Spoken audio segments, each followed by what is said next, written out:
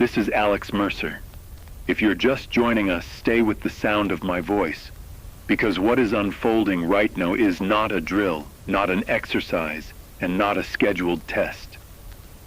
Moments ago, within the last few minutes, early warning systems across multiple nations triggered simultaneously, lighting up channels that are designed to remain silent for decades at a time. These systems do not alert easily. They are shielded, redundant, and deliberately conservative. And yet, within the same narrow window of time, infrared satellites positioned high above the planet detected sudden, intense heat blooms rising rapidly from the surface of the Earth. The signatures match what these instruments are built to recognize. High-energy launches moving faster than atmospheric aircraft, accelerating vertically with purpose.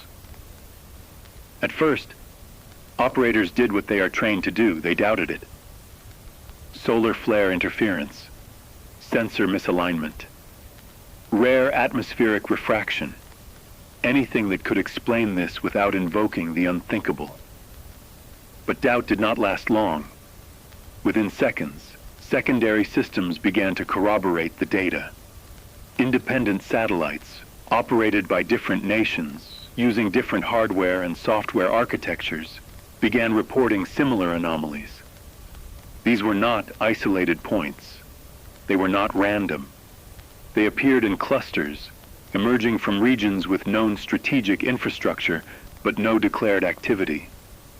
What makes this moment so alarming is not just what was detected, but how quickly consensus began to form among machines that were never meant to agree so easily. Alerts escalated automatically, bypassing lower-level monitoring and pushing straight into high-priority channels reserved for existential threats. In under half a minute, the global posture shifted. Screens that normally display calm orbital traffic and routine telemetry were replaced with trajectory projections, probability cones, and countdown clocks that no one ever hopes to see outside of simulations.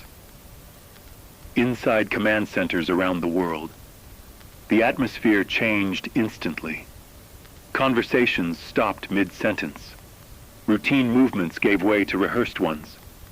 Chairs scraped back as personnel took assigned positions without being told. Doors sealed. Secure lines opened.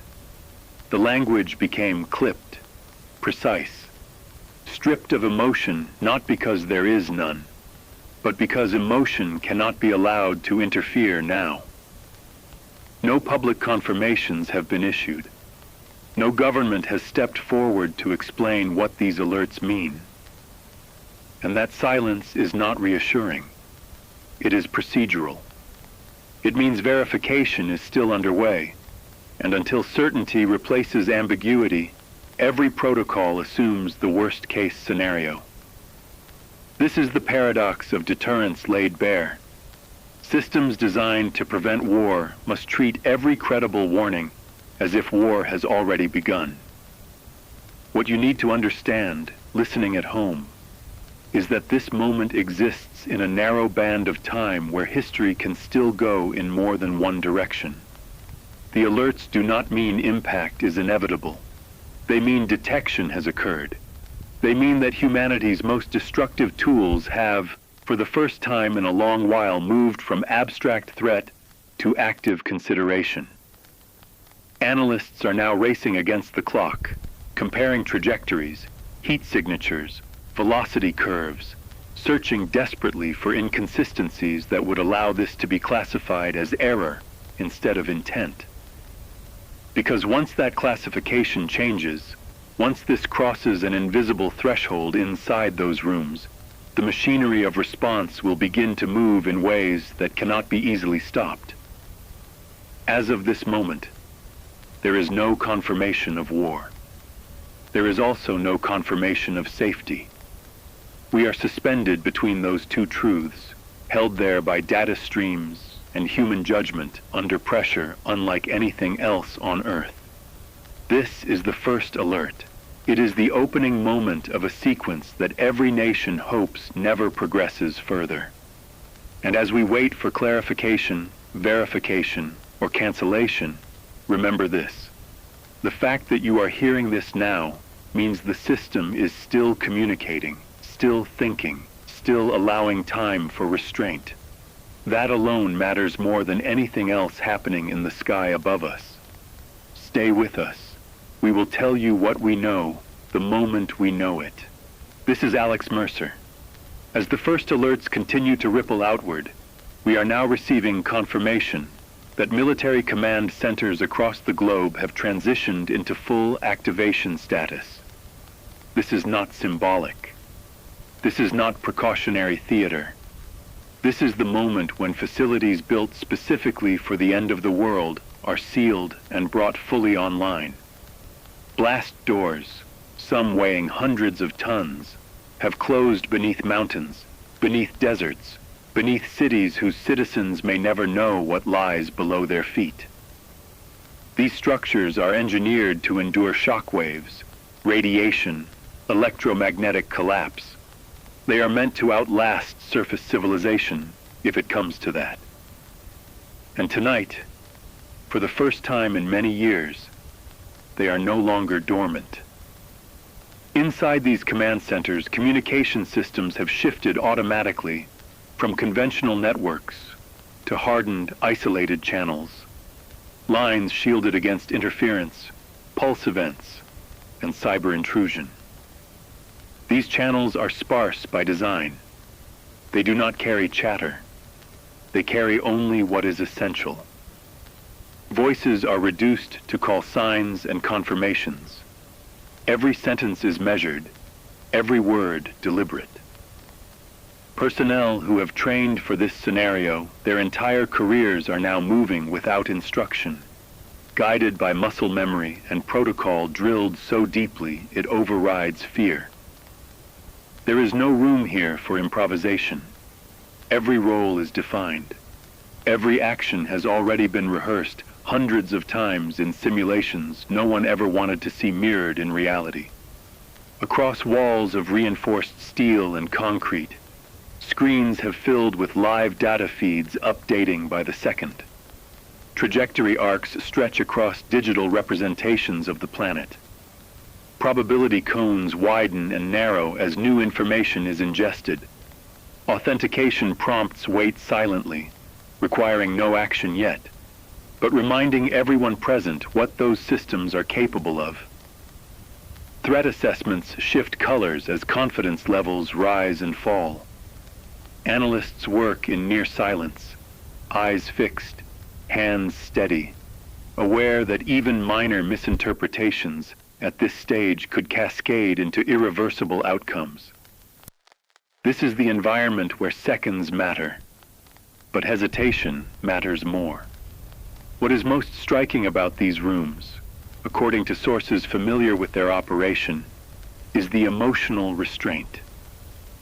There is no shouting, no panic, no visible chaos.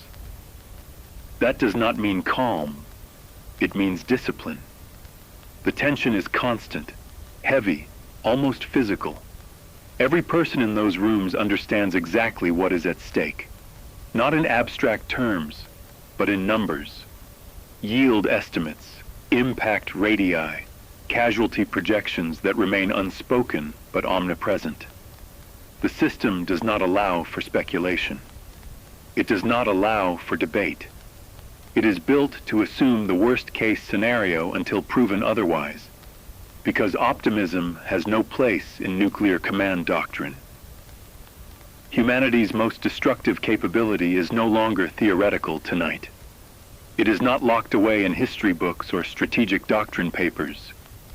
It is active, powered, monitored, and waiting, balanced on confirmation or cancellation. Nothing has been launched in response.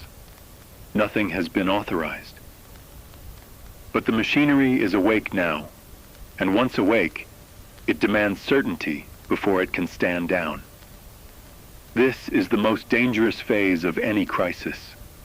Not the moment of impact, but the moment of decision-making under incomplete information. As we continue to monitor developments, understand this. What happens next will depend not just on machines, but on human restraint inside rooms most of us will never see. Stay with us. This is Alex Mercer. To understand the gravity of what is unfolding right now, you have to understand the mathematics of it, because this crisis is not being driven by emotion, rhetoric, or politics. It is being driven by time. If the warning data currently under review proves accurate, then humanity is operating inside what strategists have long referred to as the most unforgiving window ever created by technology, the intercontinental ballistic missile timeline. From the moment a launch is detected, there are, at most, 15 to 30 minutes before impact, depending on distance, trajectory, and flight profile. That is not a figure designed for comfort. It is a countdown designed for survival under the worst possible conditions. Within that window, everything that defines civilization must move faster than it ever should. Detection must be confirmed. False positives must be ruled out. Communication must pass through hardened channels that span continents and oceans. Leaders must be briefed, systems authenticated, and decisions weighed that have consequences measured not in years or generations, but in the continued existence of cities. There is no pause button. There is no request for more time. The physics of ballistic flight do not care about uncertainty, diplomacy, or fear. Once an object leaves the atmosphere at that velocity, the clock becomes absolute. What makes this window so dangerous is not only its brevity, but its purpose. It exists to prevent accidental annihilation, to ensure that no nation launches a retaliatory strike based on rumor, radar noise, or misinterpretation. And yet, paradoxically, it also forces decision-makers into scenarios where waiting for certainty may itself be catastrophic. This is the central contradiction of nuclear deterrence. Act too quickly, and you may end the world by mistake. Act too slowly, and you may lose the ability to respond at all. Every doctrine, every safeguard, every redundant system exists to manage this contradiction, but none of them remove it. Inside command centers right now, analysts are watching timelines unfold in real time. Colored arcs stretch across digital Earths, showing projected paths that may or may not exist. Confidence percentages rise and fall as new data is layered in. Every update shifts the margin for action by seconds, and those seconds are not abstract. They are debated, guarded, and feared. Because once the window closes, once impact becomes inevitable, no decision can change the outcome. Everything that matters must happen before that line is crossed. This is why the phrase, "launch on warning," is spoken with such weight. It is not a policy born of aggression, but of fear. Fear that waiting could mean losing the ability to respond at all. And yet history has shown us how close this doctrine has brought humanity to disaster before. There have been nights when single individuals, faced with incomplete data and unbearable pressure, chose restraint over protocol and quietly prevented catastrophe. Tonight, that burden does not rest on one person, but on systems and teams operating under a clock that does not slow down for doubt. For those listening at home, this window may feel unreal. 15 minutes sounds like a small number, an abstract one. But in this context, it is everything. It is the difference between verification and assumption, between restraint and reaction, between a world that wakes up tomorrow and one that does not. And as this window continues to narrow, understand this. Every second that passes without escalation is not empty time. It is time being actively fought for by people whose only goal right now is to make sure the worst decision in human history is not made by mistake. Stay with us. This is Alex Mercer. As the countdown window continues to narrow, the situation has entered what many experts quietly describe as the most dangerous phase of any nuclear alert: contradiction.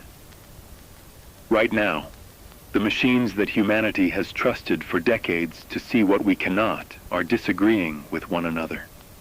Some radar arrays, long-range, over-the-horizon systems designed to detect objects beyond the curvature of the Earth, are reporting inbound signatures accelerating rapidly, moving at velocities consistent with ballistic trajectories. These systems are not speculative tools. They are hardened, calibrated, and continuously tested. And yet, alongside those alarming confirmations, other equally sophisticated networks are reporting nothing at all. Empty skies, clean data, no inbound objects. Inside analysis rooms, this disagreement is creating a tension that no alarm siren could replicate. Analysts are leaning over consoles, pulling raw data feeds instead of processed summaries, stripping away automation layer by layer in search of clarity. They are comparing angles of detection, signal strengths, Doppler shifts, and heat signatures, trying to determine whether these systems are seeing the same thing from different perspectives, or seeing different things entirely. Every variable matters. A slight misalignment in satellite orientation, a rare atmospheric refraction, a solar particle burst. Each possibility is examined not because it is comforting, but because it might explain how this could still be wrong. False positives are not theoretical. They are part of history. There have been alerts triggered by sunlight reflecting off clouds at high altitude, by rocket launches mistaken for missiles, even by unexpected wildlife patterns confusing ground-based sensors. But what separates those moments from this one is scale and simultaneity. Never before have multiple independent systems, operated by different nations, built with different technologies, raised overlapping concerns, while others remained completely silent. This split reality is deeply unsettling, because nuclear decision-making is built on convergence. The system is designed to move forward only when confirmation aligns. When it does not, the rules become less clear, and human judgment is forced into the foreground. And this is where ambiguity becomes dangerous. In most systems, uncertainty invites caution. In nuclear systems, uncertainty creates pressure. Pressure to assume worst-case scenarios. Pressure to act before doubt resolves itself. The longer the machines disagree, the more weight shifts onto people. People who must decide whether silence is safety or blindness. Is the absence of confirmation evidence that nothing is happening? Or is it evidence that something is happening outside certain detection envelopes? These are not philosophical questions. They are operational ones, and they demand answers under relentless time constraints. What is happening now is a battle between probability and consequence.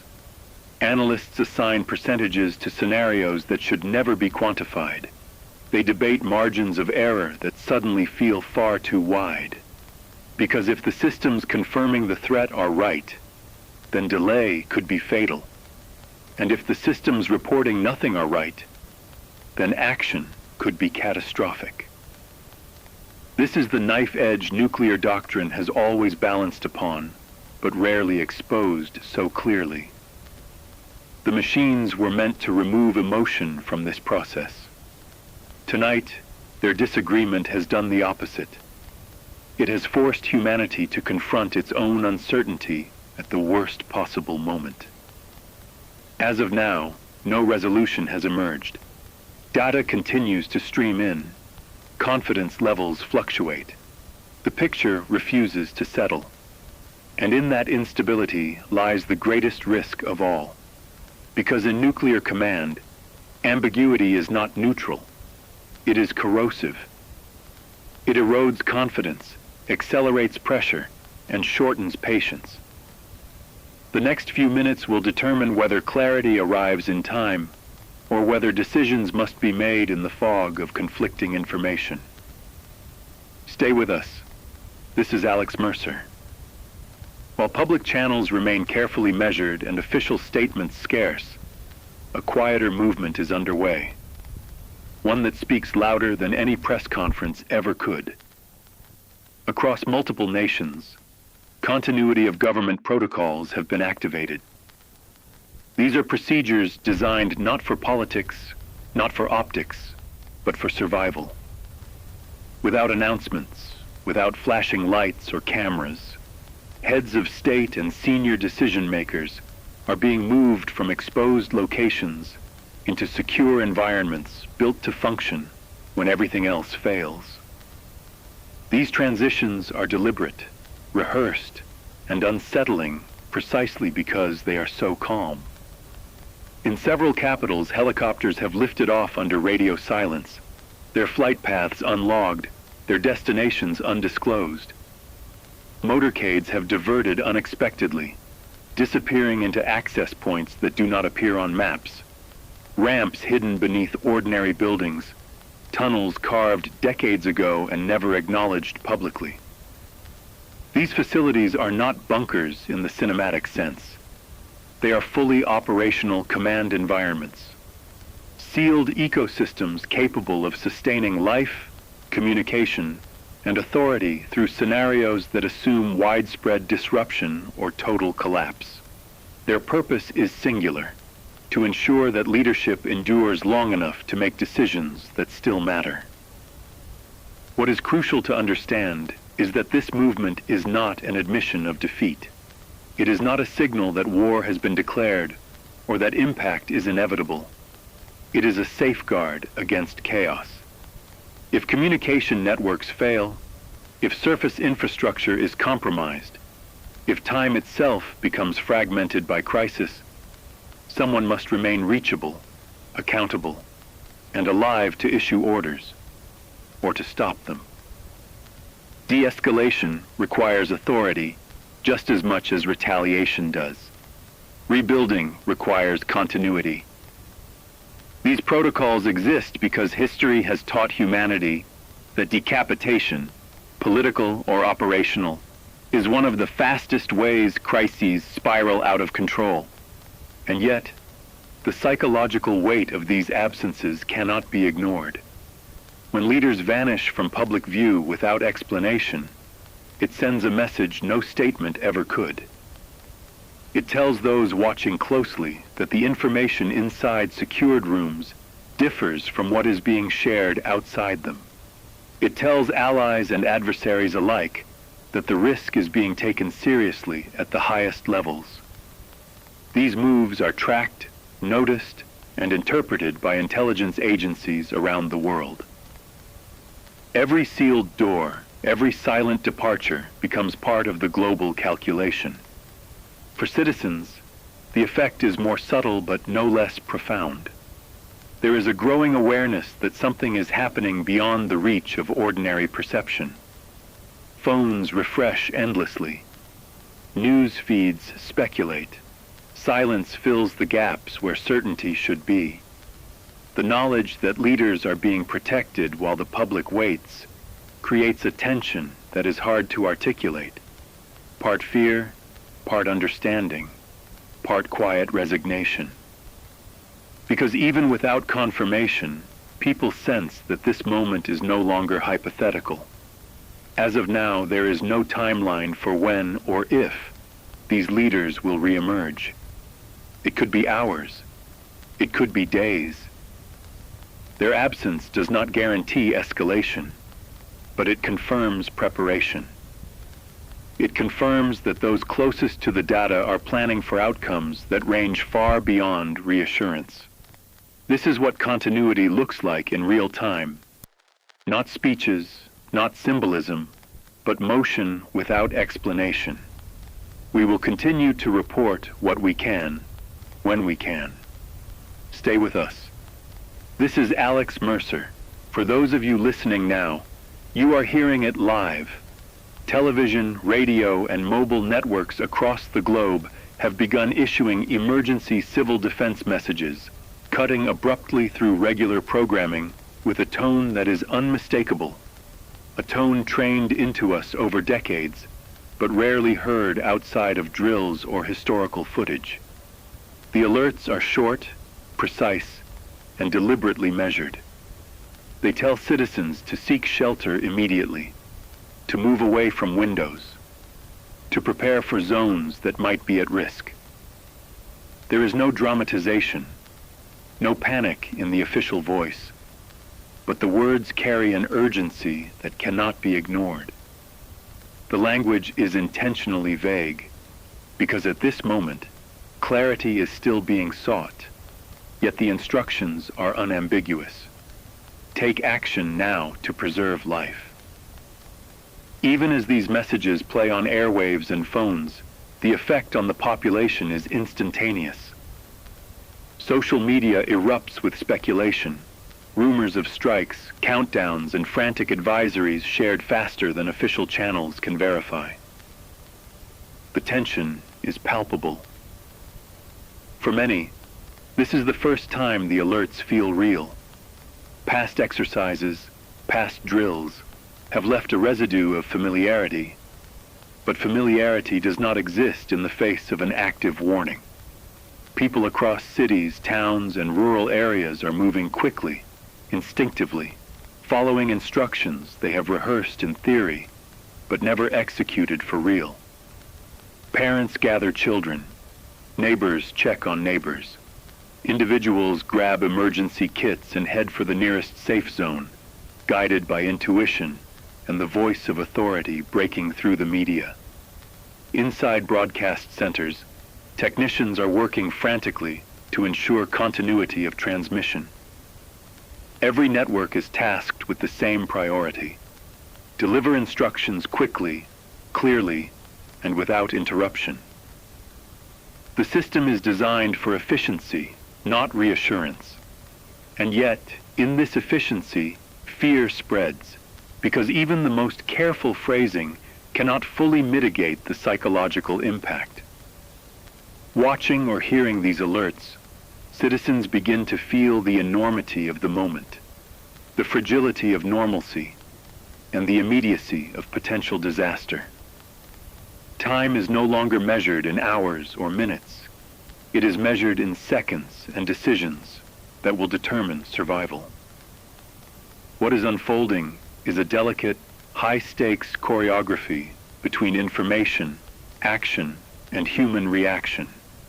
The instructions themselves are simple because time is short. Move, shelter, protect. These three commands carry the weight of countless lives, and yet their effectiveness depends entirely on compliance, on comprehension, on the ability of each person to act decisively under stress. For some, panic will inevitably set in. For others, resolve will guide them.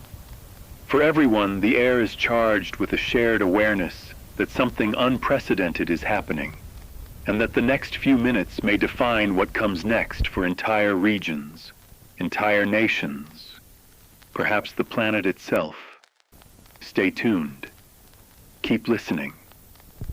Follow instructions if they apply to your location. And remember, even as fear surges and information spreads unevenly, this broadcast will continue to bring clarity, verification, and guidance as the situation develops. This is Alex Mercer. We are still here, still reporting, and still holding the line between uncertainty and understanding. This is Alex Mercer, and the situation has now entered a phase where uncertainty itself becomes its own form of danger. Right now, in rooms that no one outside government and military operations will ever see, analysts are debating a question that carries the weight of civilization. Are we witnessing a real attack? Or is this the product of catastrophic system failure? History offers terrifying precedents. There have been moments when humanity nearly ended itself because of a faulty chip, misread satellite imagery, or human miscalculation. In one infamous incident, a single operator almost launched a counterstrike based on an error that, thankfully, was caught in time. Tonight, that history is more than a lesson. It is a chilling reminder of how thin the line between survival and disaster truly is. Across multiple continents, teams of analysts are poring over live data streams, cross-referencing telemetry, infrared signatures, radar readings, and satellite feeds. Every anomaly, every inconsistency, every deviation from expected patterns is scrutinized in real time. Questions are shouted, clarified, and debated in clipped tones. Some systems indicate acceleration patterns and heat signatures that are consistent with missile launches. Others show nothing at all. Blank screens, silent readouts, data streams that seem almost too calm. And this conflict is paralyzing. For every piece of evidence that suggests a strike, there is a counterpoint that implies error. And with each passing second, the pressure intensifies, because this is not a problem that can be solved after the fact. The clock continues to tick, and the margin for human decision-making narrows with it. Meanwhile, in secure briefing rooms, commanders are weighing doctrine against instinct. The principle of launch on warning is being re-examined through the lens of uncertainty. Act too quickly, and an error could wipe out millions, if not billions. Wait too long, and humanity risks being caught defenseless.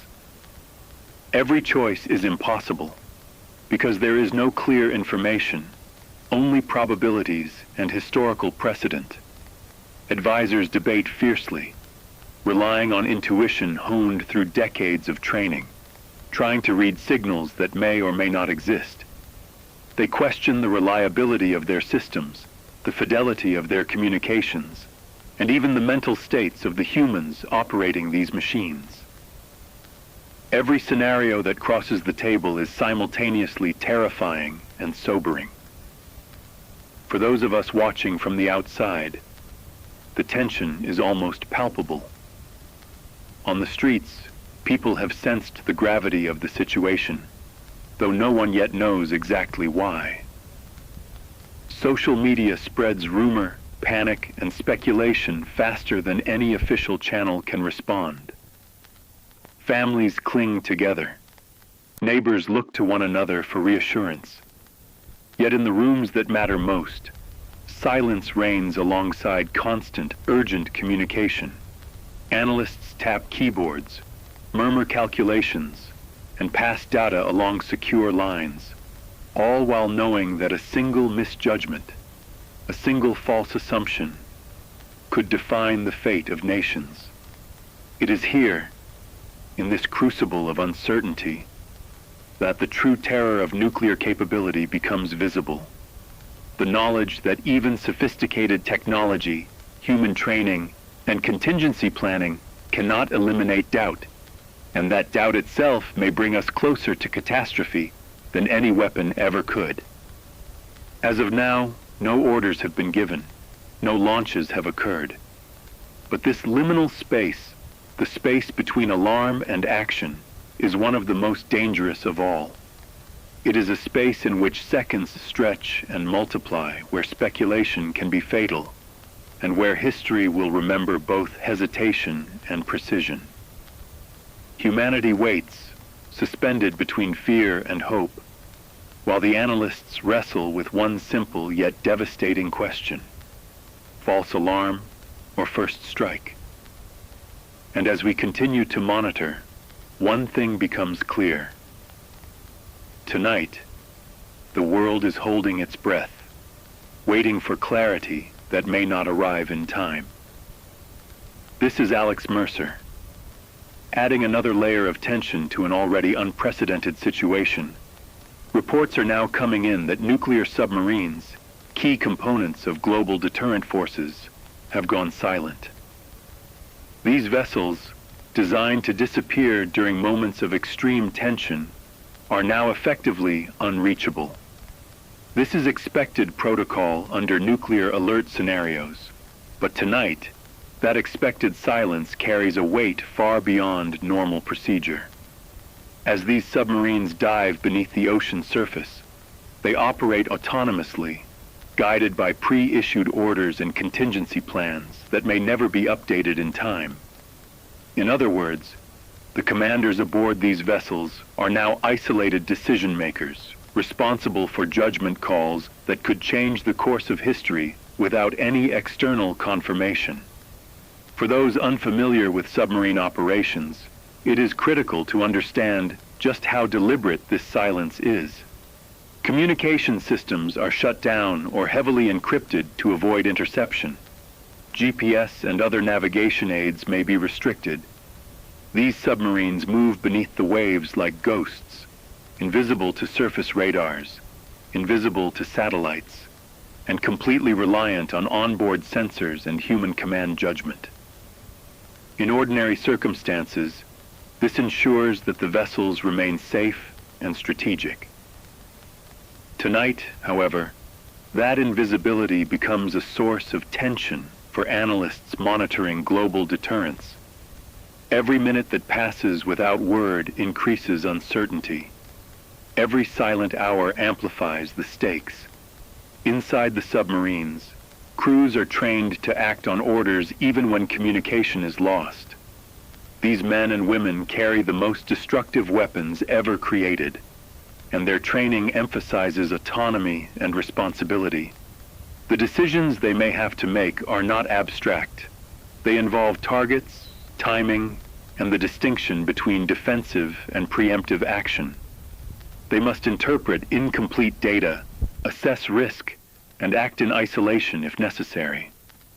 The ocean becomes a battlefield that no one can see, a stage for decisions made in total darkness. Even surface commanders can only hope that their guidance and previous instructions are sufficient to maintain stability. Back on land, analysts in control centers are watching known submarine positions with a combination of anxiety and respect. They know the vessels are executing protocol. They know the commanders are professionals.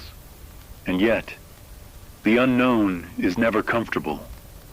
Every sudden change in sonar readings, every missed communication, every delayed status report is a potential trigger for escalation. In the delicate balance of global nuclear deterrence, silence is not merely the absence of signal, it is active uncertainty. It is a variable that forces both caution and speculation. And tonight, that variable is alive across oceans, beneath waves that no human eye can penetrate. For the public, of course, this will remain largely invisible. The submarines vanish from their screens, their routines, their assumed places in the strategic order. But the significance is enormous. These silent sentinels represent both the ultimate safeguard and the ultimate danger.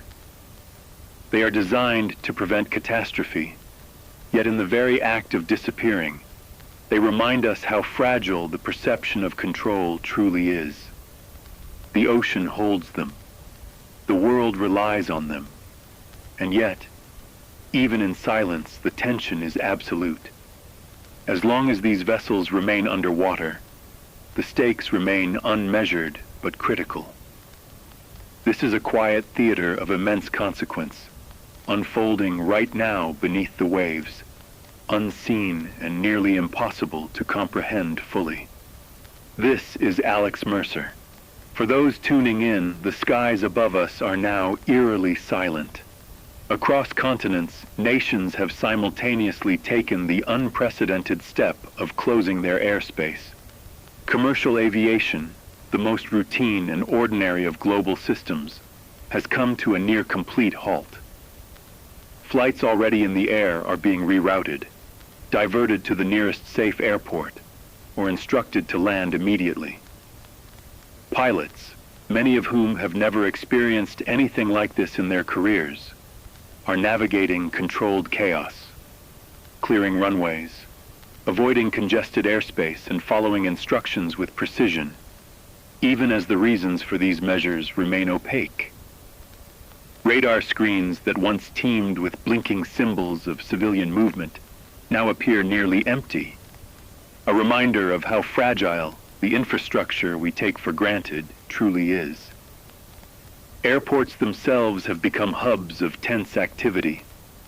Gate agents, air traffic controllers, security personnel, and emergency responders are working with a combination of speed, caution, and calm that belies the anxiety in the air.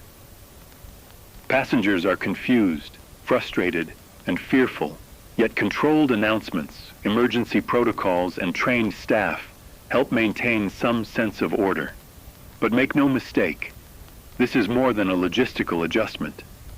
It is symbolic.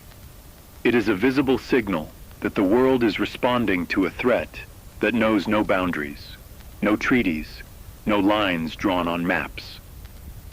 The closure of the skies is a demonstration of global coordination under pressure, a rare instance of uniform action across sovereign nations in the face of uncertainty.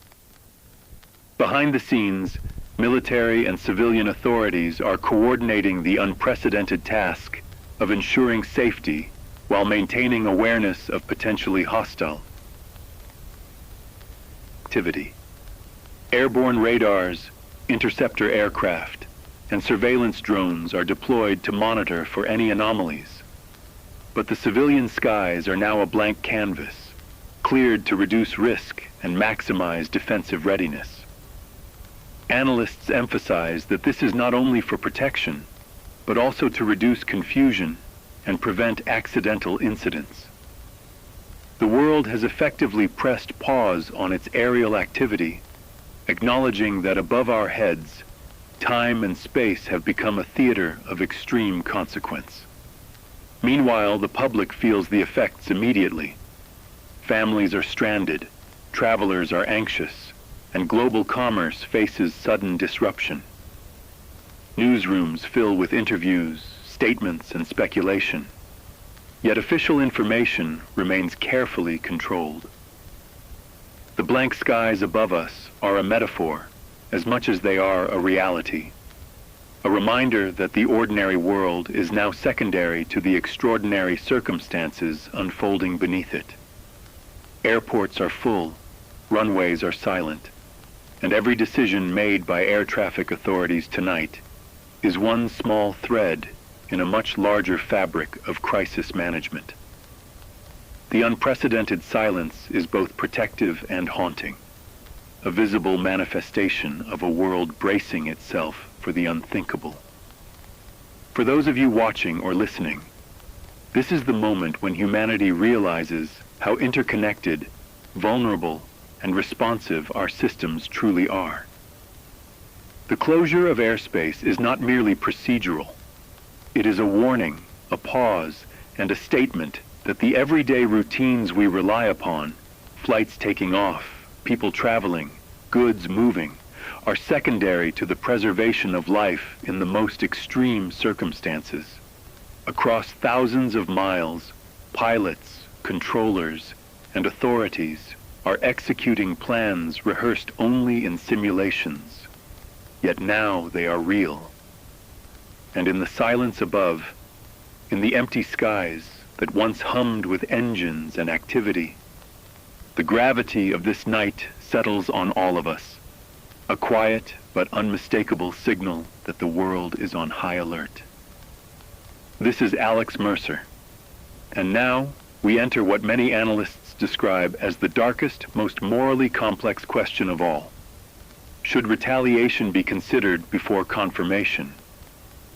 Inside nuclear command centers around the world, the atmosphere is electric with tension, the air thick with the weight of decisions that cannot be unmade. Doctrine, military strategy, and decades of planning collide with human judgment, ethics, and fear. If a launch is confirmed, Global military policy dictates that response must be immediate. Deterrence is preserved not by delay, but by readiness. But if the data is wrong, if what has triggered this alert is a misreading, a software glitch, or a false positive, the consequences of acting are catastrophic, irreversible, and unimaginable. In these rooms, commanders and advisors are reviewing streams of raw telemetry, infrared signatures, and radar data, cross-referencing independent feeds in a desperate attempt to identify errors. Probability tables, confidence intervals, and historical anomalies are scrutinized, but the ultimate choice may rest less on certainty than on judgment. Every second matters. Every pause carries risk. The paradox is brutal. Act too soon, and humanity may bring about its own destruction. Hesitate too long, and the potential aggressor may strike first. It is a calculus that defies easy reasoning, yet it is reality, made immediate and visceral tonight. Voices inside these command centers are restrained, clipped, and professional, but the tension is nearly palpable. Advisors argue, sometimes heatedly, over the weight of uncertainty. Legal experts raise questions about authority and accountability. Ethicists, military planners, and technical operators all contribute to the debate. Yet each one knows that at the center of it all is a single, unavoidable truth. Any order given carries consequences measured in billions of lives. The human mind, trained to weigh probabilities and manage uncertainty, struggles under the enormity of what the machines have now revealed. This is the crucible where doctrine meets humanity, where theory meets the reality of living under the shadow of instantaneous devastation. Outside the secure walls, the rest of the world watches and waits. Citizens feel the tension in a more abstract way.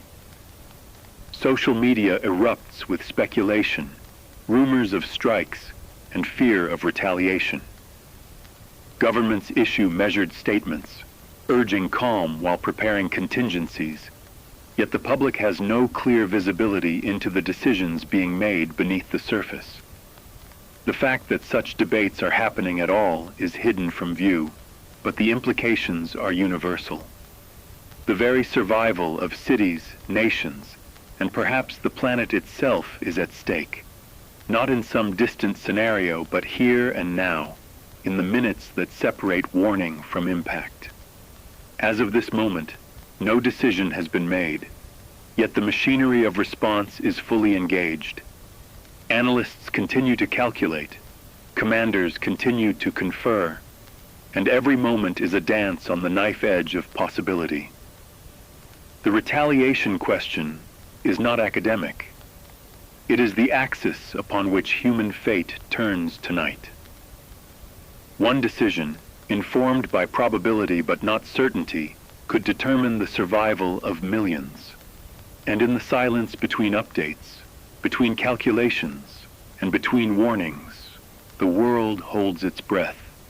This is the gravity of nuclear deterrence made flesh, the human weight of machines and doctrine interacting with uncertainty, and the reason why the world remains glued to every signal, every report, and every word that reaches us tonight. This is Alex Mercer. The moment we have been approaching with both fear and disbelief has arrived. In secure command centers across the world, nuclear launch systems are now fully prepared for the entry of final authorization codes.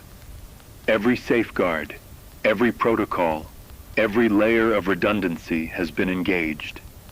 Screens glow with prompts demanding two-person authentication, biometric verification, and encrypted code entries. The silence in these rooms is profound, broken only by the faint hum of machines running at full capacity. What we are witnessing is the culmination of decades of planning, training, and technology, the machinery of extinction standing at the precipice, ready for a single, deliberate human decision. Inside these control rooms, officers remain calm on the surface, but the weight of responsibility is palpable. Every pair of eyes scans verification procedures. Every hand poised over keyboards knows that one misstep could alter the course of history forever. Nothing has been entered yet, but the system is live, active, and waiting. The fact that it can be activated in an instant is terrifying in its own right. It's a stark reminder that human judgment is the last and only barrier between warning and annihilation. Every code prompt, every confirmation request is a silent interrogation of our ability to balance restraint with duty, judgment with protocol, and caution with decisiveness. The psychological strain on those in the room is unimaginable to anyone who has not trained for it. Officers are recalling decades of simulations, rehearsals, and drills designed to prepare them for this exact moment. But rehearsals, no matter how realistic, cannot replicate the gravity of potential reality. Conversations are clipped, measured, and formal. Every word, every nod, every pause carries weight far beyond ordinary comprehension. Decisions are made collectively, but the accountability rests squarely on human shoulders. No algorithm, no automation, no system can replace the judgment of the people currently staring at the final prompts. Meanwhile, analysts continuously cross-check data streams to ensure that every signal is accurate, every reading verified. Satellites, radar arrays, early warning systems, and communication feeds all feed the live picture to these command rooms. And yet, even as the data appears coherent, uncertainty lingers. Systems are designed for reliability, but reliability is no comfort when the entire world may hinge on a single decision. Each passing second intensifies the pressure. The readiness alone is enough to make the human mind recoil. The knowledge that, with one keystroke, an irreversible cascade could begin, affecting millions, potentially billions, across continents.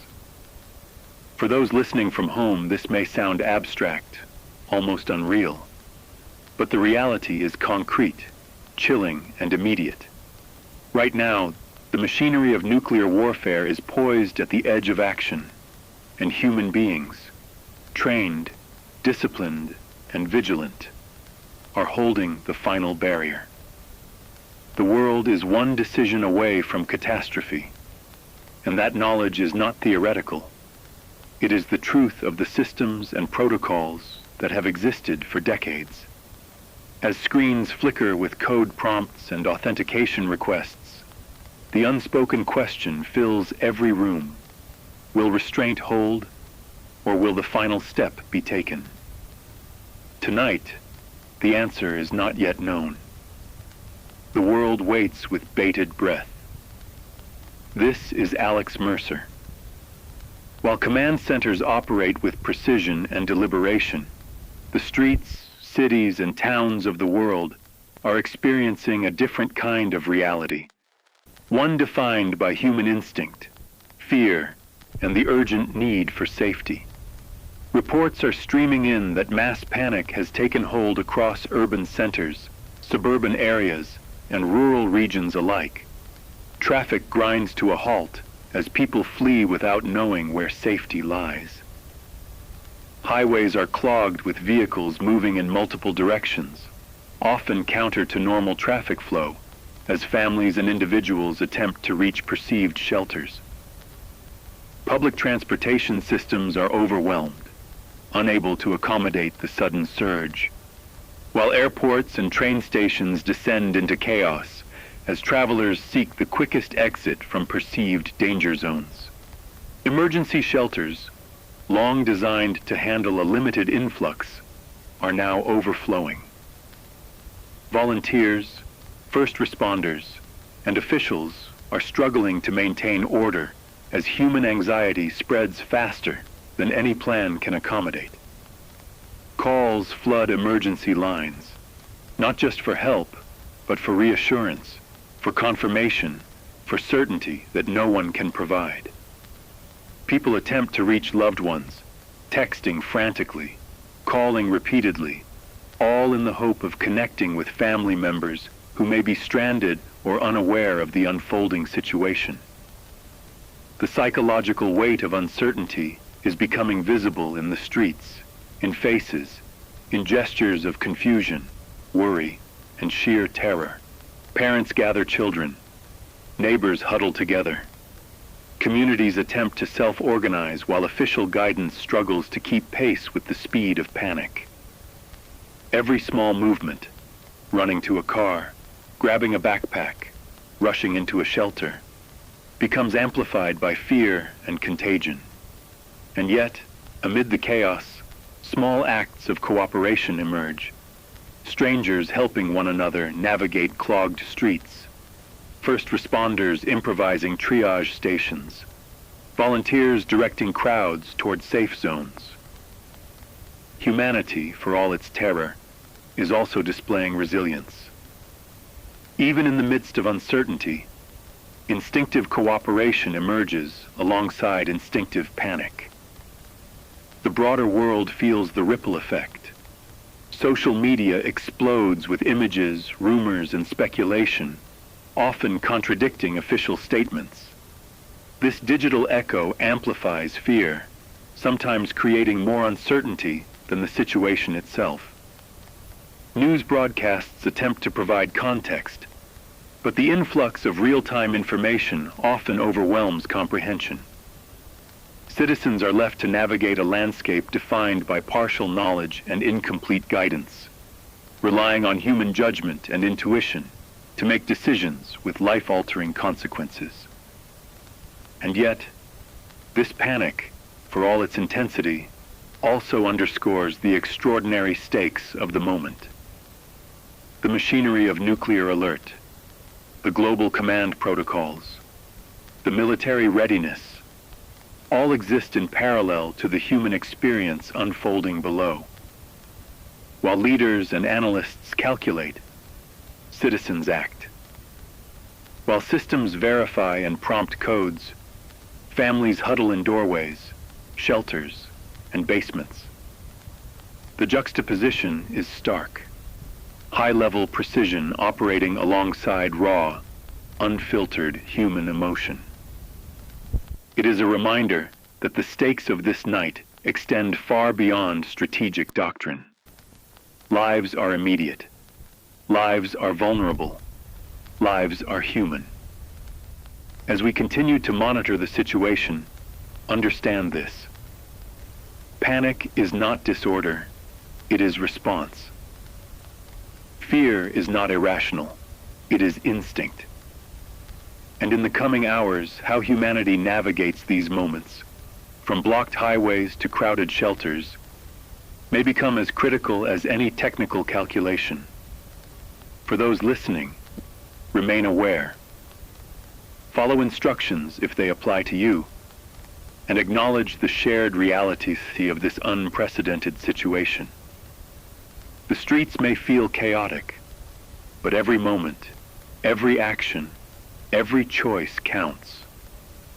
Stay tuned, stay alert, and remember, the world is holding its breath alongside those in command as we collectively navigate the unthinkable. This is Alex Mercer. Right now, inside studios like this one, a conversation is unfolding that no one ever wants to have, yet one that must be considered. The air is thick with tension, the kind of tension that presses against every thought, every breath, every word. We are contemplating what might be humanity's final message, the words that could outlast all of us, broadcast into the ether, into the unknown. Do you offer hope, or do you deliver truth? Do you calm the masses, or do you tell them exactly what you know, even if it terrifies? There is no guidebook for this moment. There is no rehearsal for speaking to a world that might not exist to hear you again. Every syllable, every pause, every carefully weighed inflection carries the weight of history. Inside these control rooms, producers, anchors, and emergency communication specialists sit in near silence, eyes flicking between monitors and data feeds. Outside, the world waits, unaware of the deliberations that shape what may be the last words of civilization as we know it. The debate is both philosophical and practical. If the population panics, chaos multiplies, and lives may be lost in the rush to shelters, highways, and buildings ill-equipped to handle mass movement. But if the message is sugar-coated, if it misleads or provides false hope, the same number of people may die, unprepared for the consequences of misjudgment. And no one in this room wants that on their conscience. The responsibility is almost unbearable. As broadcasters, journalists, and communicators, we are trained to deliver facts clearly and calmly. We are trained to maintain composure even in moments of crisis. But tonight is different. This is not a story to report. This is not a drill. This is a question of existence. And yet, the instinct to protect, to reassure, to humanize, competes with the instinct to convey truth. Every possible message is parsed, debated, and rewritten multiple times. Each variation is tested mentally. What would the listener feel? What would the parent hearing this say to their child? What would the child believe if they hear it alone? The moral weight of these hypothetical exercises is crushing. Outside the studio, the sounds of the city are muted, filtered through the lens of collective tension. Sirens may be silent, traffic may crawl, but the world is listening, some unaware, some already acting on earlier alerts. Social media feeds are already buzzing, filled with speculation, fear, and rumor. In this environment, a message carries not only its own meaning, but also the echoes of interpretation, exaggeration, and misunderstanding. One wrong phrase could ignite panic far beyond anything imagined. And yet, saying nothing is not an option. Silence itself becomes a decision, a statement, and potentially a verdict. Every person in the room contemplates what comes next. Anchors practice delivery aloud, listening to the cadence of words, the rhythm of breaths, the weight of emotion carried through tone alone. Editors consider visuals and graphics, thinking not about ratings or clarity, but about human psychology under duress. Technicians run test feeds, ensuring the broadcast will reach as many people as possible, even if infrastructure begins to fail.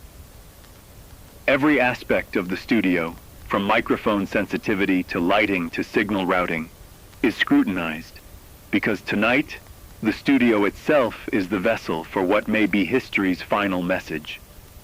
And yet, even amidst the tension, there is conversation, debate, and argument.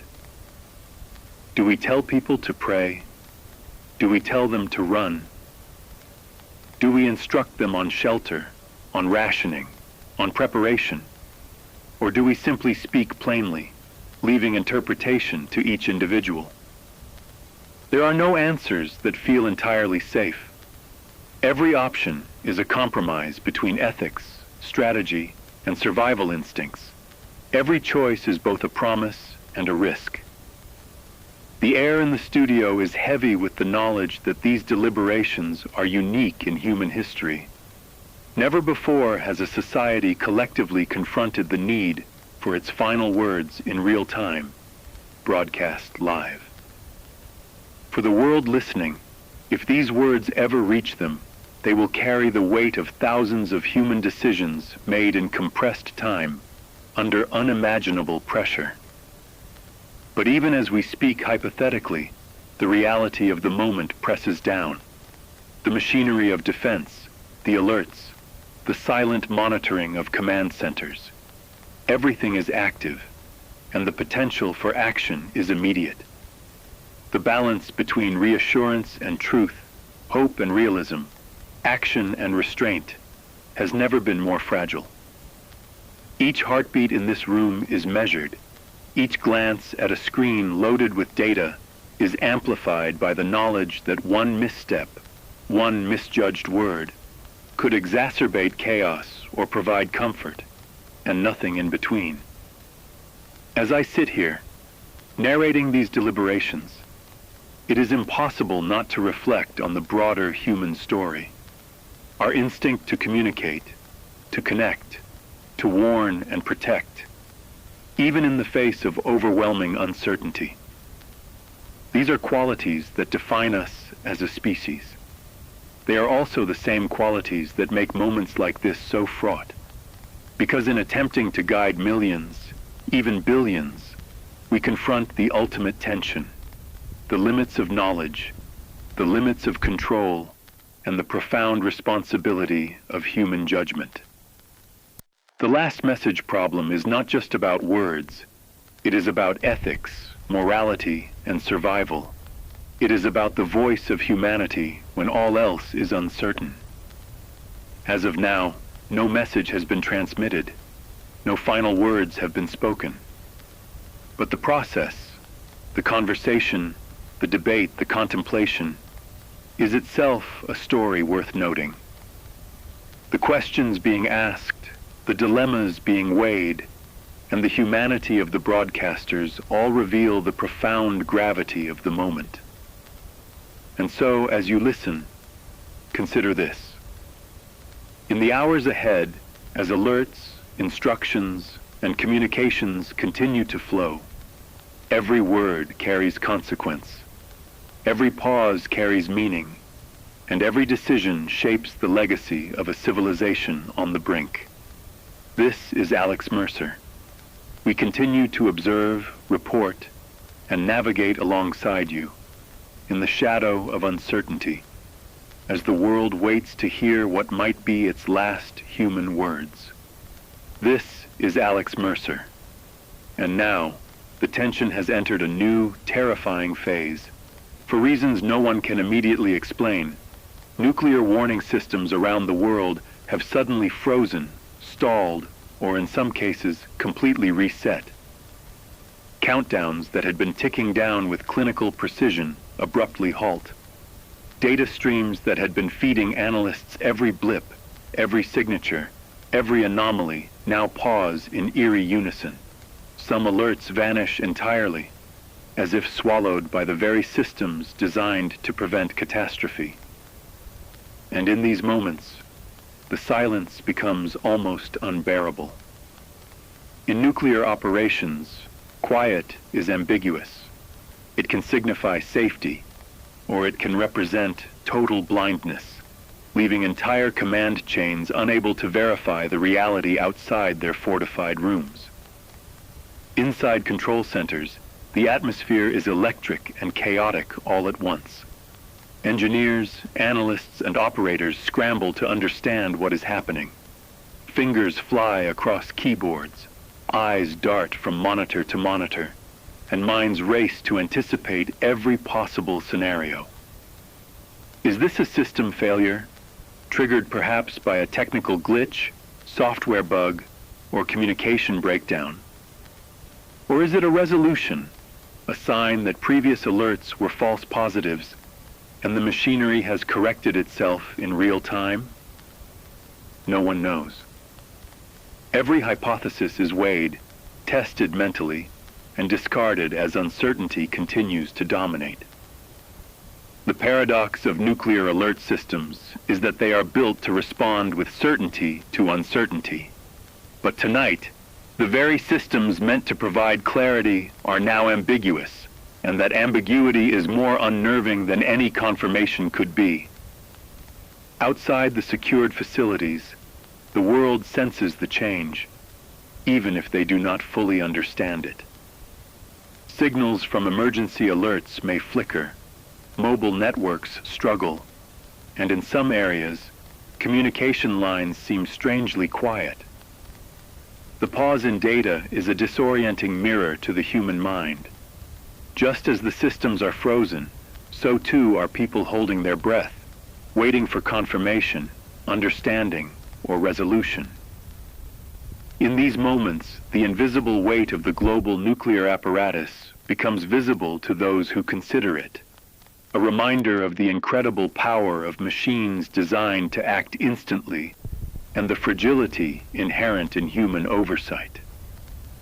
The engineers themselves are acutely aware that they are navigating the razor's edge between disaster and relief. In one room, a technician recalibrates sensors, carefully verifying inputs, aware that a single misstep could cascade across continents. In another, analysts cross-reference independent streams, searching for corroboration or contradiction, trying to discern signal from noise. The silence is almost a living entity in the room, thick, oppressive, and impossible to ignore. And every second stretches into what feels like eternity because in nuclear crises, seconds are the currency of survival. One pause, one error, one overlooked anomaly could define the fate of millions. And yet, amid the fear and uncertainty, there is also a strange rhythm to the chaos.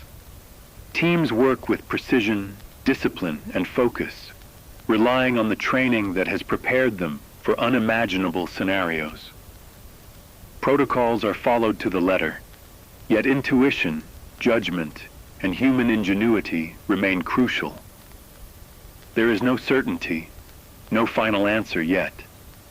But there is persistence, expertise, and the slow, deliberate process of problem-solving under pressure. Humanity's survival, as always, depends not only on technology, but on the resilience, courage, and decision-making of those entrusted with its care. In the silence that follows the interruption, the world waits collectively. Every breath, every heartbeat, every glance at a screen is magnified. What we are witnessing is the raw intersection of human planning, technological capability, and the unknowable. The sudden signal interruption is not merely a technical anomaly. It is a reminder that even the most sophisticated systems, the most redundant protocols, and the most careful humans cannot fully eliminate uncertainty. And yet, it is precisely this uncertainty that tests the very limits of resilience, focus, and judgment.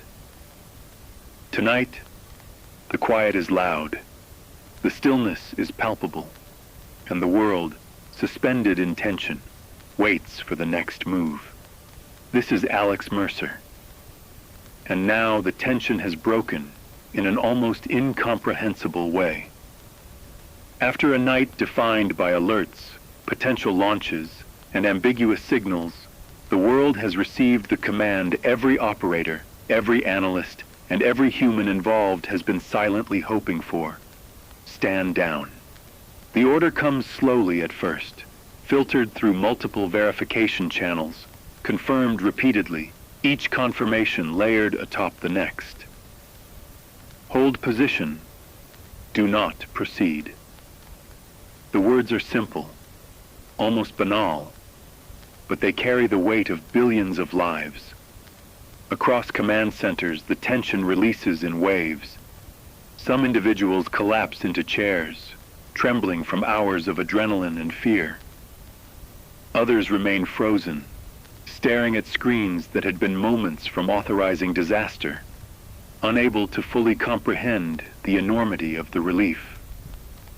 In some rooms, laughter, tears, and silent sobs emerge together, emotional releases too long held in check.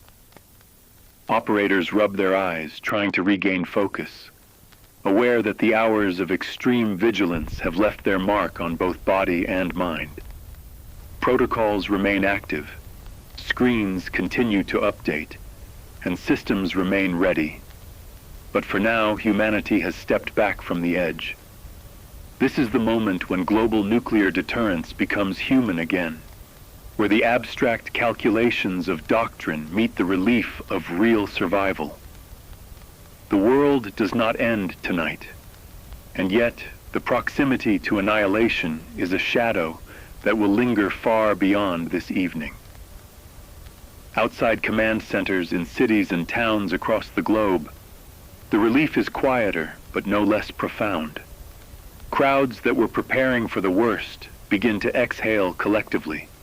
Traffic begins to ease, shelters stabilize, and emergency lines slow as panic subsides. Families, friends, and strangers process the near miss in their own ways.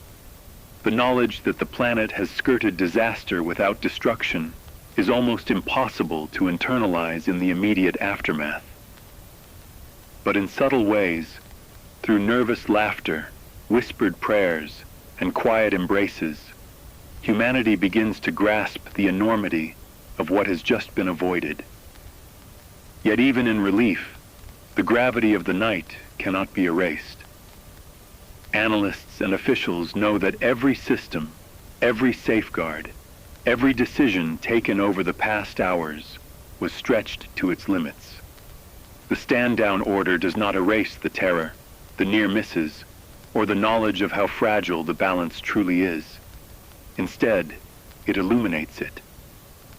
The human element, the judgment of individuals under pressure, the ability to delay, to question, to pause, has once again proven critical. The near catastrophe tonight was a reminder that our systems, however advanced, are only as effective as the people who operate them. And so, as screens update, commands stabilize, and the world begins to return to a semblance of normalcy, there is a collective pause. Humanity has faced the unthinkable, and for now, the world remains intact. Yet the memory of the night will linger, a shadow against which all future decisions, policies, and planning will be measured. Relief and reflection coexist in every room, every heart, and every mind. And for those of us broadcasting tonight, there is a solemn recognition that survival is never guaranteed, but tonight, the machinery of disaster was held in check by careful judgment, discipline, and perhaps a measure of fortune. The world does not end tonight, but it came close enough for every human being to feel the heat of its own shadow. The lesson is clear, and the relief is deep, but the memory of what could have been will echo for generations. And this is Alex Mercer, reporting live as humanity breathes again in the quiet aftermath of its own near extinction. This is Alex Mercer, and as the world begins to exhale, as sirens fade and screens return to normal, I want to take a moment to reflect with you, our listeners, on what has just passed. Tonight, we were witnesses, not to history as we usually define it, but to the fragile, taut edge on which humanity always balances. For hours, the machinery of global defense stood ready to unleash unimaginable power. The alerts of annihilation filled the airwaves, and each decision made in secret command centers carried the weight of billions of lives. We have come through it, not unscathed in spirit, but intact in survival. The world remains. Our cities stand. Our families breathe.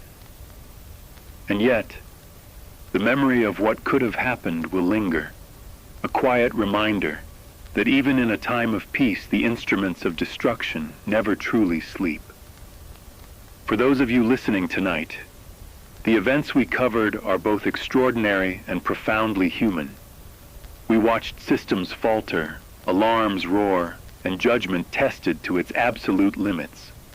We witnessed fear, courage, and the incredible capacity for restraint as human beings, engineers, analysts, leaders, held back forces they themselves never imagined they might release.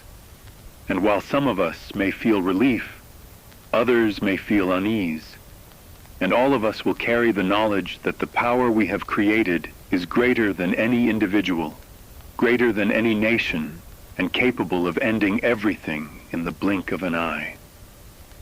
That knowledge is heavy, but tonight, it is balanced by survival, by humanity's ability to navigate chaos with discipline, clarity, and, above all, restraint. So as the airwaves return to silence, as our voices fade from the speakers, remember this.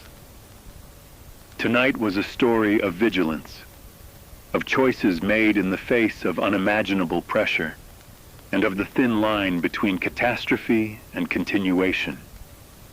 We were reminded of the fragility of life, the responsibility inherent in power, and the value of preparedness, calm, and judgment.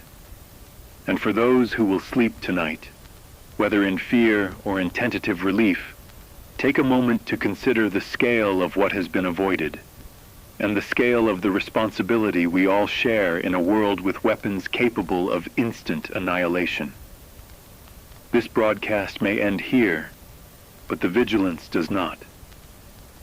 Humanity continues, and with it comes the obligation to learn, to prepare, and to cherish every moment of life that persists. Remember the faces behind the codes, the voices in the command rooms, the hands on the switches. They were ordinary people tasked with extraordinary responsibility, and their restraint ensured our survival. In a world defined by technology, power, and uncertainty, it is human judgment, empathy, and courage that remain our greatest safeguards. Tonight, the world did not end, and for that, we are profoundly fortunate. But the lessons of this night will echo far into the future. Be aware, be vigilant, and above all, remember that peace is not a guarantee. It is a responsibility. From all of us here at this broadcast, thank you for listening. Thank you for being present. And thank you for bearing witness to the delicate balance of our existence. This is Alex Mercer, signing off. Stay safe, stay aware, and good night.